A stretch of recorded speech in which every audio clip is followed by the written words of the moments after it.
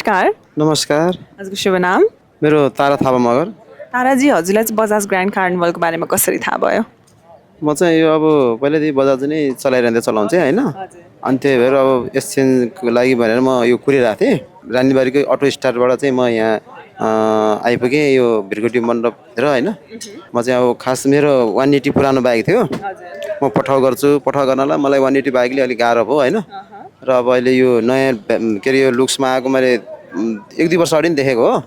र यसको चाहिँ मलाई साह्रै इच्छा थियो लिने होइन। अनि अहिले चाहिँ मैले जे होस् अब पठाउ गर्नलाई जसोतसो गरेर मैले चाहिँ लिएँ होइन। अहिले चाहिँ यो N150 भनौँ न, यसको पावर ब्याङ्क पनि यही छ होइन। र अब हामीले पठाउ गर्नेलाई अब किक भएन भने दुःख हुन्छ होइन। र अर्को कुरो त यो लेडिजहरूलाई साइड लाइटहरूलाई अब टेक्नी भएन भने पनि गाह्रो हुन्छ। र यो सबै हेरेर मैले बुझेर तेल पनि 50-55 दिन्छ भन्ने मैले सुनेको छु होइन।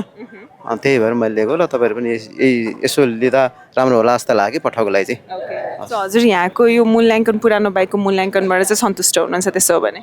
हजुर सन्तुष्टै छु। मैले चाहिँ अब त्यति पनि दिन्न जस्तो लागेको थियो।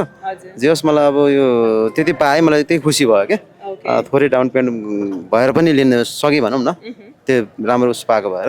यसको प्रतिक्रिया चाहिँ के थियो? हजुरलाई सजिलो लाग्यो कि अलिकति गाह्रो भयो? बाहिर बुझ्दा चाहिँ मलाई गाह्रो जस्तो लाग्थ्यो, यहाँ आउँदा सजिलो लाग्यो। तपाईँहरूलाई पनि यसो कोही आउनुहुन्छ भने तपाईँहरूलाई पनि गाह्रो छैन, सजिलै हुन्छ। यसो आउनुहोस् भन्न चाहन्छु म।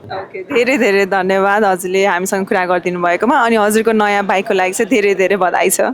हस्, धन्यवाद।